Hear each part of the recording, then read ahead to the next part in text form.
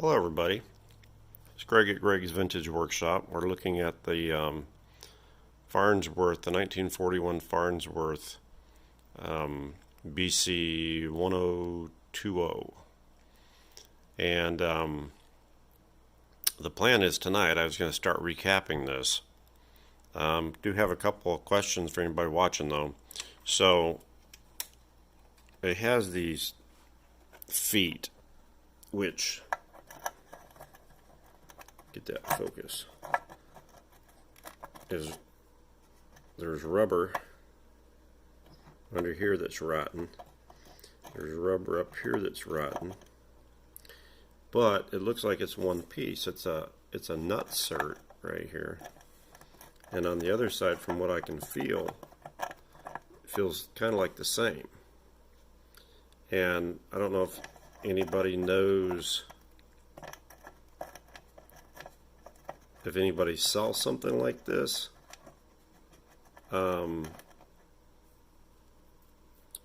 if I've got to somehow maybe squeeze this brass enough that I can get the top washer off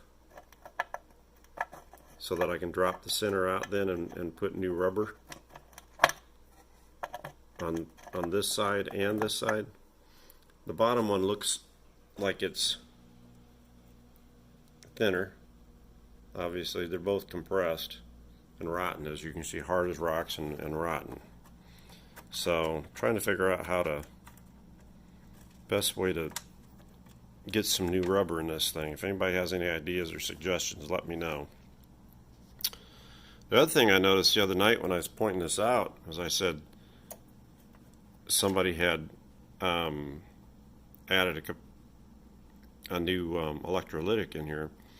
They didn't do that. Actually, what this is the original. This is the original electrolytic capacitor, the Farnsworth. You can see it's right on there, Farnsworth. It's a 25 microfarad, and whoever worked on this, they replaced it with a 20, which you're not supposed to do. You're not supposed to go smaller. But they left the other one in here for it's still attached to the chassis down there, which is pretty cool because for whoever was going to work on the radio again, they left the original one in there, so we could know that what it was and that was in there. So we'll be pulling this one out. I'm replacing it with the 33. They don't really make a 25 anymore, so I'm going to go bigger to a 33, and I'll leave this one in just because they left it in. This one obviously I'm not leaving in. And the rest of these caps need to be replaced. There's a little bit of confusion on my part because when I look at the way this radio is, I think that, like I told you before, somebody's been in here and worked on it, and I don't know if it had problems and they disconnected stuff, but like this wire right here is just floating free. But if I can get it in focus, it looks like it went right here, and it actually like fits like right there. So I don't know if that broke loose or if they redid this because this wasn't working right. Because in here there's another wire that goes down to the tuner that's kind of hokey looking. It's like two wires soldered to one, if you can see that. And I'm starting to wonder if this push button assembly may have been bypassed, or if that wire just came off. I mean, we still have a wire over here, but there's not much else connected to it that I can see down underneath there.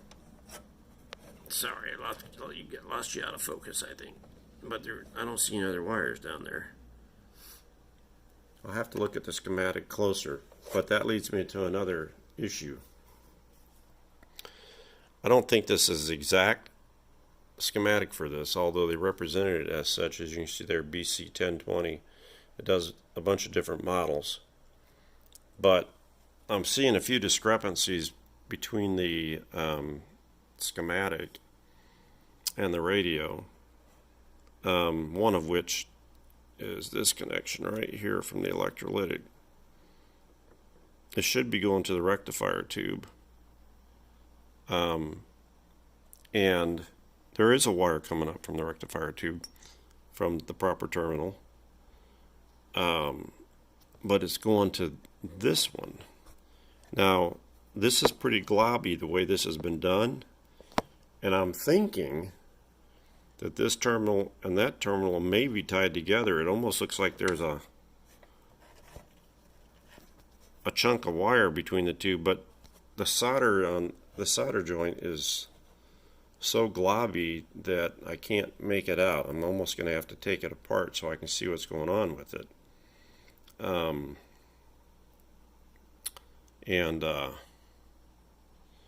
Like here, they've something going on here with that wire. I'm not sure what's going on there. And this red wire that I know it's not original. You can tell it's not original. They got it in some sort of funky looking device here, and then just kind of hanging out and has a terminal on it.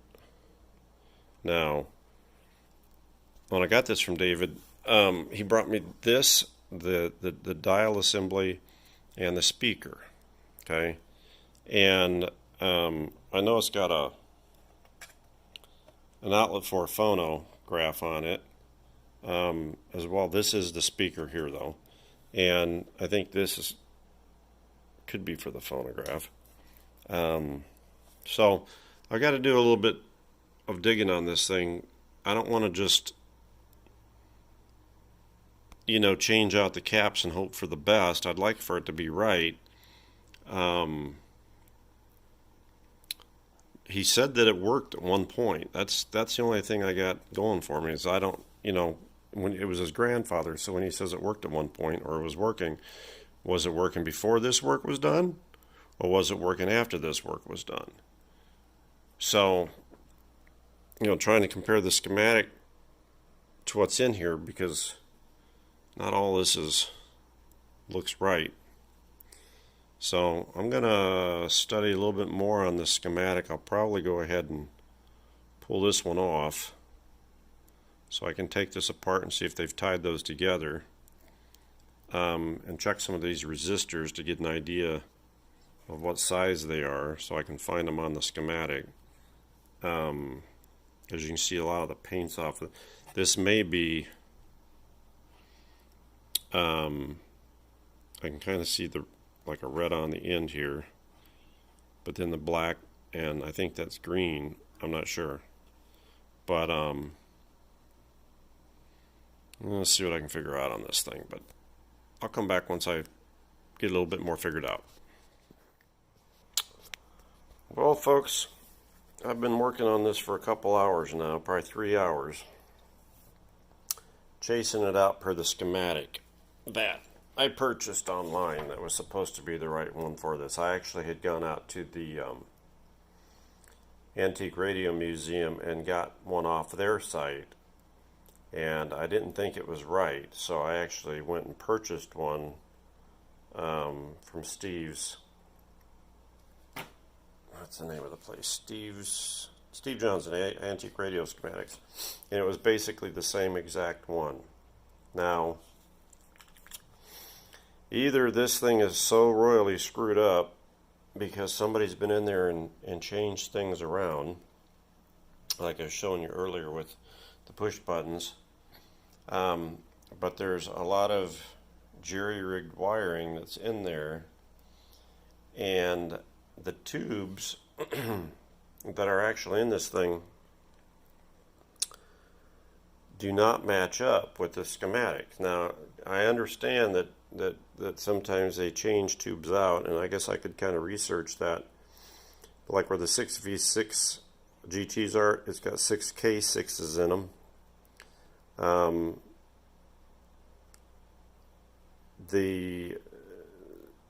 tube's correlation to the,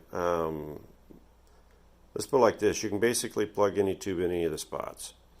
And since the tubes that are in this thing don't match the tubes that are on the print, and since the way the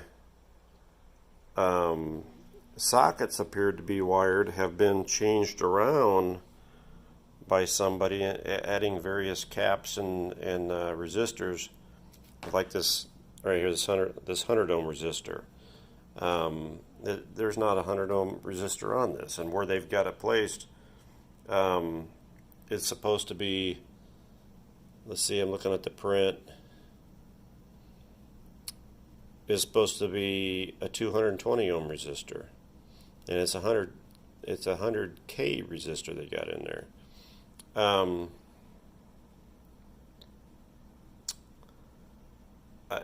Yeah, I don't know. There's too many different things that have been added. And I'm not a great expert at this stuff anyway. You know, there's just a lot of stuff that's been added that is not showing up on the print when I chase this thing out. It's like on the print, it shows 2 electrolytics, a 25, and I think that's a 15, if I can't read it very well. And all we have is a 25. There is no 15 in here. That's an electrolytic. Wired in to the circuit the way it shows it should be wired in.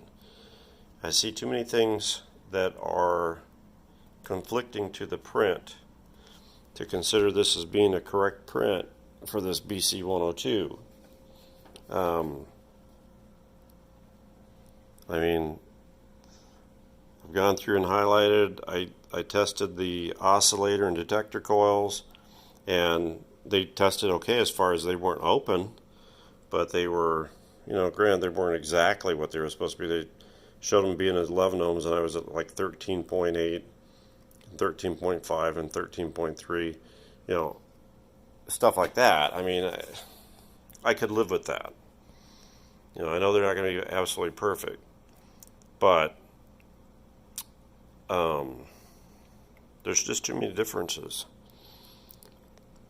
You know, even the dial cord layout's completely different. The chassis layout's completely different. And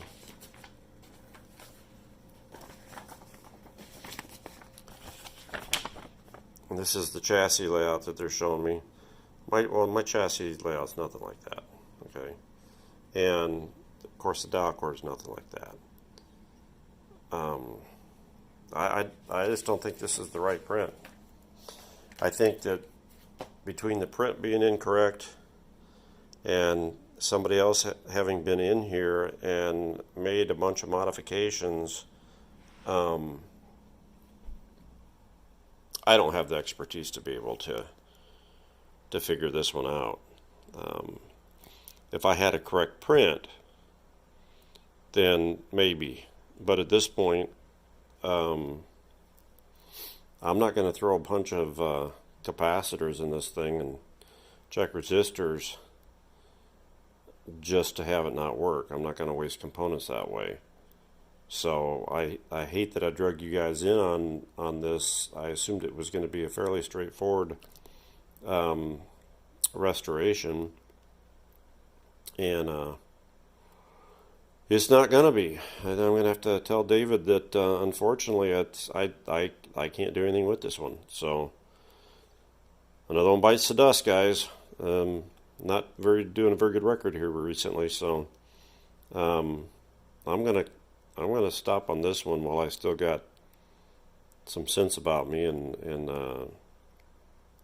know that I'm beat on it without a correct schematic and layout. So I'm going to go ahead and end this video here. Apologize, like this is part 4, but this is also the end, because I just don't have the correct stuff. So anyway, thanks for watching the series, guys. Bye. Greg's Vintage Workshop out.